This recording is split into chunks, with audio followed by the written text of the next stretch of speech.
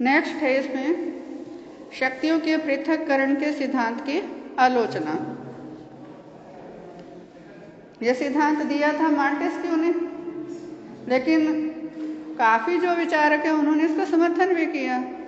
America में इसको व्यवहारिक रूप देने की कोशिश भी की गई, लेकिन उसके बावजूद कई विचारकों ने इसका खंडन भी किया है कि ऐसा संभव ही नहीं है। और हर जो विचारक है, जो राजनीतिक विचारक है, उनके अपने अपने विचार हैं हर व्यवस्था के प्रति, हर सिद्धांत के प्रति।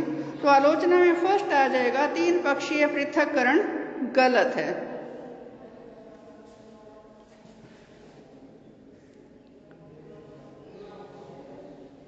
कुछ विचारक ऐसे हैं जैसे गुडनाउ है, पावेल है, वो ये कहते हैं कि जो शक्तियों का पृथक्करण तीन भागों में किया गया है ना, कि विधानपालिका, कार्यपालिका और न्यायपालिका, तीनों जो अंग हैं सरकार के, इन तीनों की शक्तियां अलग अलग व्यक्तियों या अलग अलग संस्थाओं के हाथों में होनी चाहिए।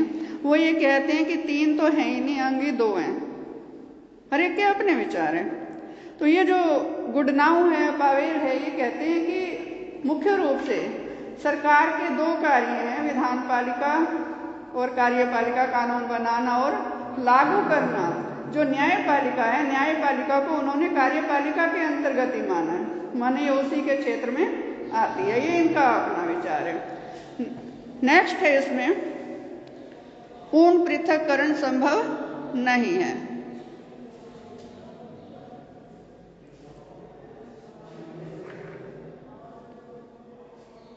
अब ये जो विचारक हैं जो ये कहते हैं कि सरकार के तीनों कार्यों का पूरी तरह से पृथक्करण कर देना, कि तीन अलग अलग संस्थाएं इन कार्यों को अलग अलग संपादित करें, माने एक दूसरे से सलाह नहीं करें, एक दूसरे से सहयोग नहीं करें, ये संभव ही नहीं है। क्यों?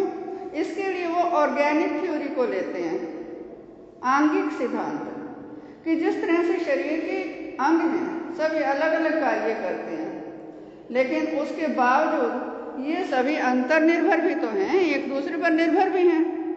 आंखों से ठीक है हम देखने का काम करते हैं, कानों से सुनने का काम करते हैं, हाथों से हम लिखते हैं, लेकिन इसका मतलब ये थोड़ी है कि हाथ को यदि हम अलग रख दें काट के तो वो काम करेगा। जब तक वो हमारे शरीर में है, आंखें हमारे शरीर में लगी हुई हैं और सही जगह पर है तभी वो काम कर रही हैं। अंगों का जो महत्व है पूरे शरीर के अंगों का इकट्ठे काम करने में है।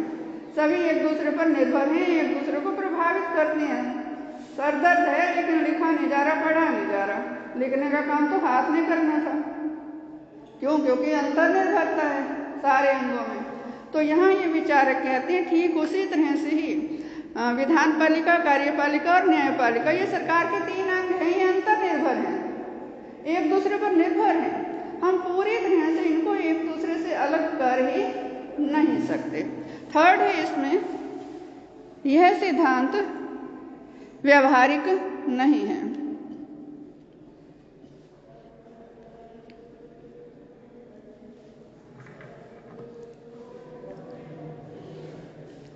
जो मॉन्टेस्क्यू ने ये कहा कि विधानपालिका, कार्यपालिका और न्यायपालिका तीनों अलग अलग कार्य करेंगे, विधानपालिका केवल मात्र कानून बनाएगी, उसको कानून को लागू करने में दखल देने का हक नहीं है, अधिकार ही ना हो। कार्यपालिका कानून को लागू करेगी लेकिन निर्माण में उसकी कोई भूमिका ना हो, कानून निर्माण में। तो ये जो स्थिति है, इसी तरीके से न्यायपालिका, तो ये जो स्थिति है ये व्यवहारिक नहीं है। क्यों नहीं है?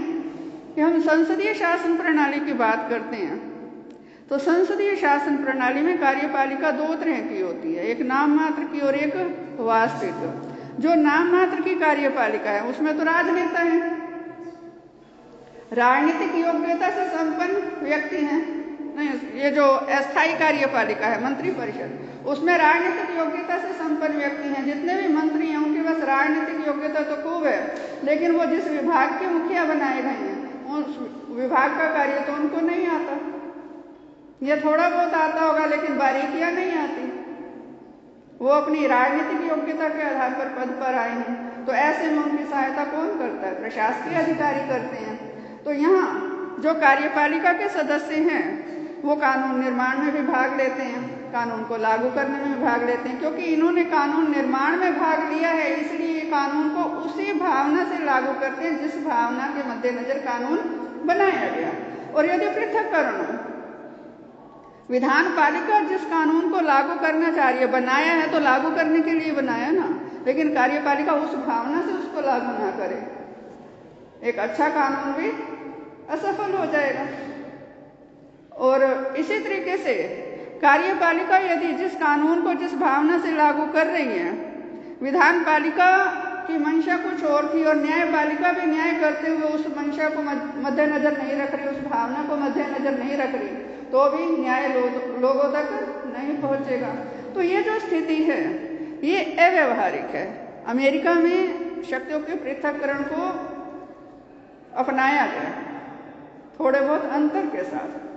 वहाँ शक्तियों के पृथक्करण का जो सिद्धांत है उसको संविधान में जगह दी गई है कि जो विधान पालिका है, कांग्रेस, कानून निर्माण का कार्य उसका है। कार्यपालिका अध्यक्ष है वहाँ राष्ट्रपति, जो कि वास्तविक अध्यक्ष है। ऐसा नहीं है कि नाम मात्र का है।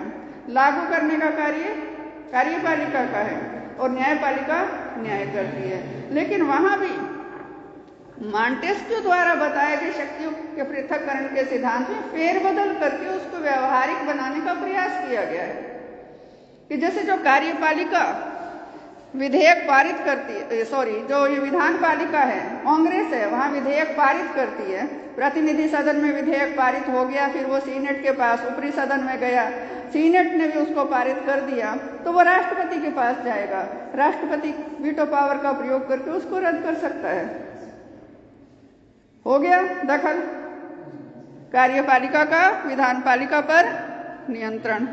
इसी तरह से कार्यपालिका अध्यक्ष जो राष्ट्रपति है वहाँ, वो दूसरे देशों से जो संधियां करता है उसकी स्वीकृति कार्यपालिका का जो ऊपरी सदन है सीनेट उससे लेनी पड़ती है। हो गया नियंत्रण विधान पालिका का कार्यपालिका पर। माने कहीं ना कहीं नियंत्रण की गुंजाइश रखी गई है। इसी तरह से ही जो न्यायाधीश हैं उनकी नियुक्ति राष्ट्रपति करता है।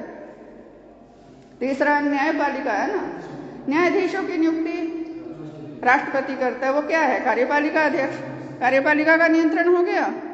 लेकिन उन्हीं राष्ट्रपतियों को महाभियोग का प्रस्ताव पारित करके कांग्रेस हटा सकती है। विधान पालिका का नियंत्रण हो गया न्यायपालिका पर। माने वहां शक्तियों का पृथक्करण इस तरीके से रखा गया है कि तीनों अंगों की शक्तियां अलग अलग तो बांटी गई हैं, लेकिन साथ ही साथ तीनों में से हर एक अंग पर बाकी के दो अंगों का कुछ ना कुछ नियंत्रण भी स्थापित किया गया है, ताकि ये जो तीनों अंग हैं अपने आप में तानाशाह ना बन जाए। कहने का अभिप्राय क्या है कि जो मॉन्टेस्क्यू ने शक्तियों के पृथक्करण का सिद्धांत बताया उसको जो का त्यों लागू करना संभव ही नहीं है, अव्यवहारिक है वो पूरी तरह से। अमेरिका में थोड़े बहुत फेरबदल के साथ उसको अपनाया गया है। नेक्स्ट है इसमें सरकार के अंग एक दूसरे पर निर्भर करते हैं।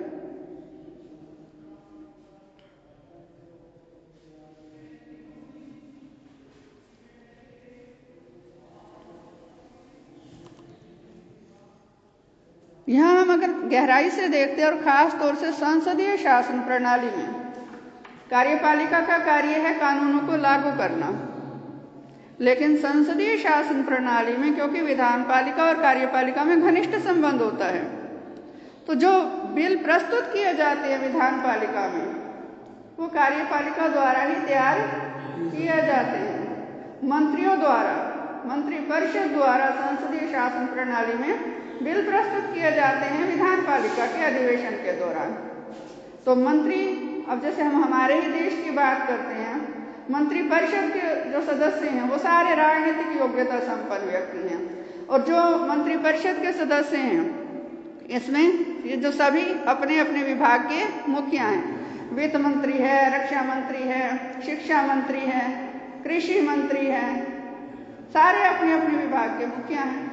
लेकिन विभाग के कार्यों की तो जानकारी इनको नहीं है ना, वो बारीकियां तो नहीं पता ना, जो प्रशासकीय अधिकारी उन विभागों में कार्य कर रहे हैं, जो बारीकियां जो समस्याएं उनको पता है। तो जब कोई भी मंत्री लोकसभा में हमारे देश में विधेयक प्रस्तुत करता है, उस विधेयक की पूरी तैयारी किसी न किसी नौकरशाह के माध्यम से ही होती है। मंत्री को वो ड्राफ्टिंग सारी प्रशासकीय अधिकारी ही कराते हैं। समस्या क्या है, विभाग में प्रशासकीय अधिकारी ही बताते हैं। सारे आंकड़े जो हैं उस विधेयक से संबंधित प्रशासकीय अधिकारी ही जुटा के देते हैं। और इतना ही नहीं, प्रशासकीय अधिकारी मंत्री को विधेयक के साथ साथ उस पर पूछे जाने वाले प्रश्न भी तैयार करा के देते हैं, उनके आंसर भी।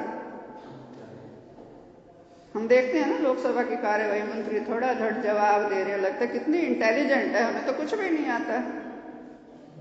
इस सब के पीछे जो मेहनत होती है वो उन प्रशासकीय अधिकारियों की होती है।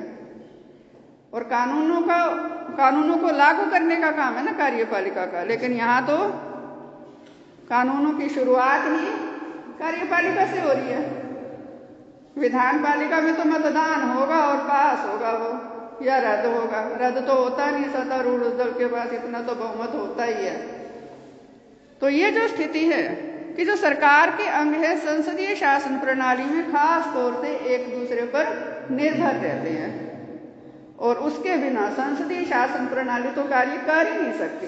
तो मॉन्टेस्क्यू का सिद्धांत यदि मानना है तो क्या सिर्फ फिर अध्यक्षात्मक शासन प्रणाली रखी जाए, संसदीय शासन प्रणाली का कॉन्सेप्ट ही खत्म कर दिया जाए? ऐसा संभव नहीं है। नेक्स्ट है, इंग्लैंड में शक्तियों का पृथक्करण नहीं है।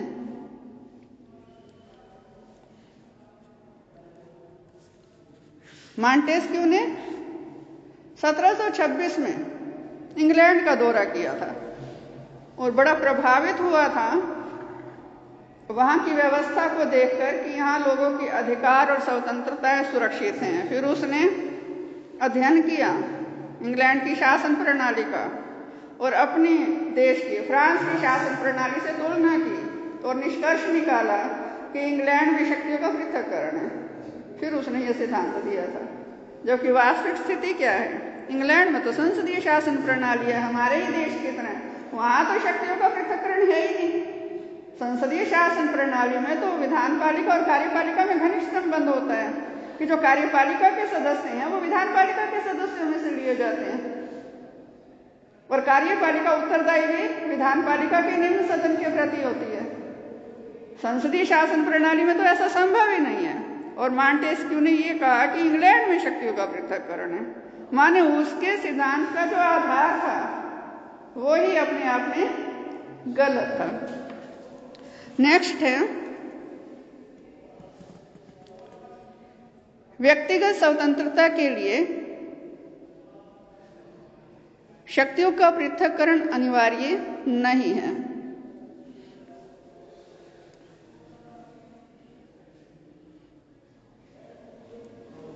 ये बात मॉन्टेस्क्यू ने मानी ना कि इंग्लैंड में लोगों के अधिकार और स्वतंत्रताएं सुरक्षित थी। इसी के मद्देनजर ही उसने ये सारा अध्ययन किया था। तो इंग्लैंड में लोगों के जो अधिकार और स्वतंत्रताएं सुरक्षित थी, तो उसका अर्थ क्या है कि यदि विधान पालिका और कार्यपालिका ये दोनों आपस में मिली हुई हों तो भी अधिकार और स्वतंत्रताएं सुरक्षित रह सकती हैं। अधिकार और स्वतंत्रताओं की सुरक्षा के लिए ये जरूरी नहीं है कि सरकार के तीनों अंग अलग अलग कार्य करें। उसके लिए लोगों में राजनीतिक चेतना होनी जरूरी है, लोग जागरूक होने जरूरी हैं। भारत में भी संसदीय शासन प्रणाली है, लेकिन लोगों के अधिकार और स्वतंत्रताएं सुरक्षित हैं। इंग्लैंड में भी सुरक्षित हैं, और भी अनेकों देश हैं जहां लोगों के अधिकार और जो स्वतंत्रताएं हैं वो संसदीय शासन प्रणाली में भी पूरी तरह से सुरक्षित हैं। नेक्स्ट है, इसमें सरकार के तीनों अंग समान नहीं हैं।